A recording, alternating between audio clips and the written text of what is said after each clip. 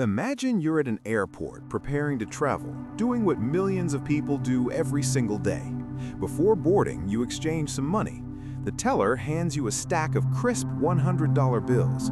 They look real, feel real, even smell real. You pocket them without thinking twice. But when you arrive at your hotel and hand one to the front desk clerk, everything changes. The clerk pauses, lifts the bill toward the ceiling lights and squints. Another employee comes over and studies it too.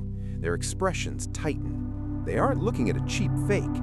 They're looking at a super note, a counterfeit so perfect it fooled banks, casinos, and even the US government for years. And without realizing it, you've just stepped into one of the strangest financial mysteries of the modern world. The story begins in 1989 at the Central Bank of the Philippines. A calm, well-dressed man hands over a stack of $100 bills for what should be a routine exchange. The bills appear flawless, but the teller, known for being unusually observant, notices something unsettling. The serial numbers are too orderly, almost mathematically neat.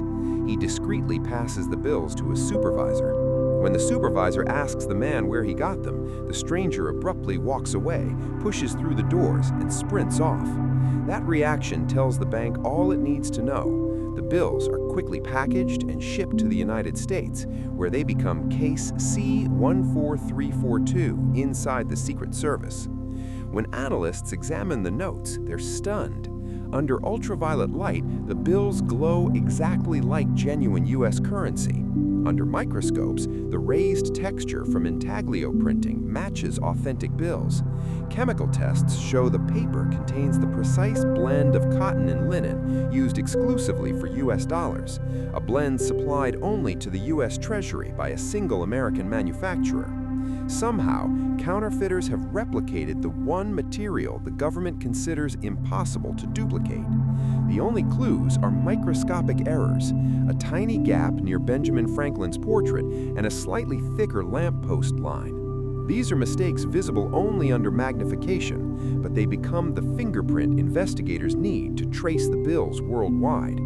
As the investigation expands, these supernotes begin appearing in places where large sums of cash move quietly: Hong Kong casinos, post-Soviet Russian markets, and diplomatic channels where luggage and parcels are shielded by immunity.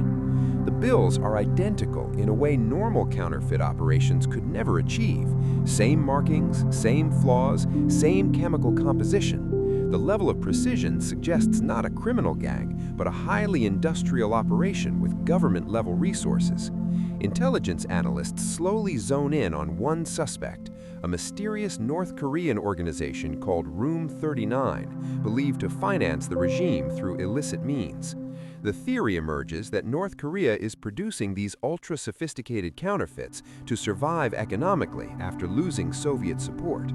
Rumors surface about a secret printing facility in North Korea known as Printing Plant 62.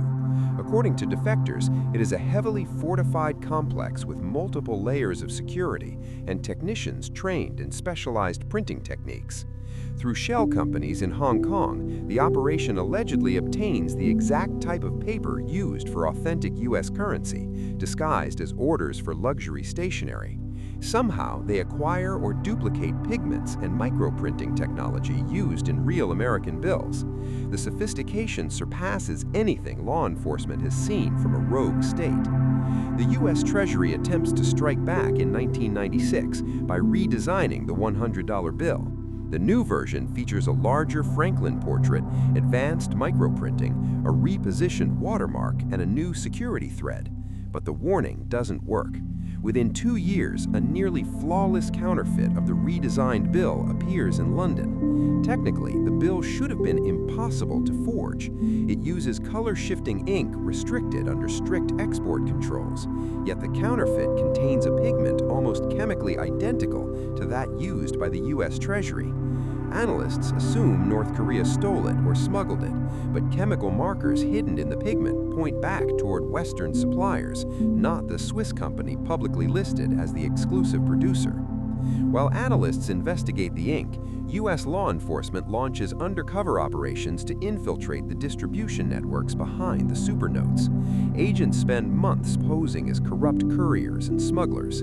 They stage fake weddings, operate sham shipping companies, and embed themselves inside criminal groups in Asia.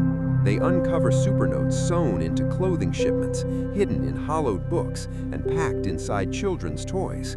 In Las Vegas, a Taiwanese businessman named Wilson launders the counterfeit $100 notes through penny slot machines. He inserts a fake 100, plays a few spins, cashes out, and receives $90 in legitimate currency. In a single weekend, he can convert thousands of dollars in counterfeit bills into clean cash. Eventually, simultaneous raids across several countries lead to dozens of arrests and the seizure of millions in supernotes. But the most effective blow against North Korea doesn't come from undercover operations. It comes from financial warfare. In 2005, the U.S. Treasury labels Banco Delta Asia, a bank in Macau, as a primary money laundering concern for North Korea. Overnight, $25 million in North Korean accounts are frozen. The effects are immediate. North Korean diplomats suddenly can't pay rent. Embassies abroad shut down. Trading companies collapse. Banks throughout Asia sever ties, fearing U.S. sanctions. For the first time, North Korea feels real, immediate financial pain. Eventually, the regime signals willingness to resume nuclear negotiations, and the sanctions ease. The U.S. has learned that counterfeit dollars aren't North Korea's strength, they're its weakness. Up to this point, the official narrative seems clear. North Korea created the world's most perfect counterfeit. America fought back, and the story ends. But the truth isn't that simple. As more researchers dig into the history of the supernote, strange inconsistencies appear. Why do the earliest supernotes contain chemical markers from American ink suppliers, not foreign ones? How did North Korea acquire intaglio machinery that matches the model numbers of decommissioned U.S. presses retired during the 1980s? And why do certain classified Treasury documents refer to something called S Project, monetary shadow assets? According to partially declassified Cold War records, the U.S. once explored creating unofficial but functional U.S. currency for covert financial operations abroad, money that was real in practice but not officially part of the recorded money supply. These documents suggest prototype plates, specialized pigments, and even entire printing systems were quietly sold off, lost in bureaucratic limbo, or diverted through private channels during budget cuts and restructuring. If even a fraction of that equipment fell into the wrong hands, a foreign government could produce near-perfect U.S. currency without needing to reverse engineer anything. Chemical analysis of early supernotes supports this unsettling possibility. The paper has features consistent with authentic U.S. material, too consistent. Forensic records show that some batches of specialized cotton-linen blend paper went unaccounted for during certain procurement cycles in the 1980s. To make matters more mysterious, several consultants involved in early Treasury security upgrades left government work during that same period and later resurfaced in roles connected to Asian manufacturing networks.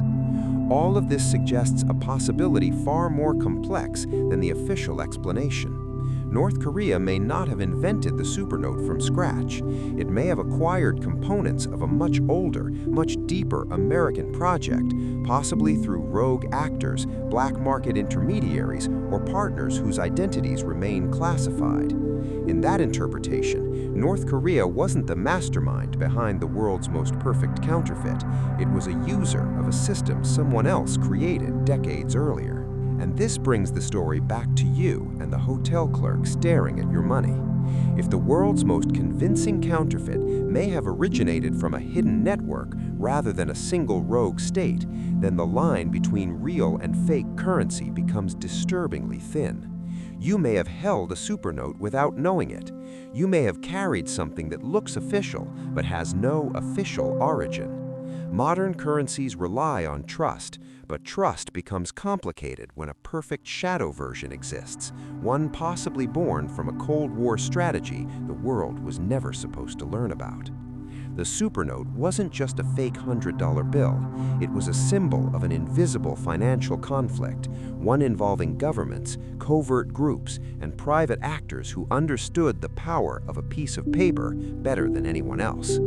The scariest part isn't that North Korea made perfect copies, it's that someone else may have given them the blueprint.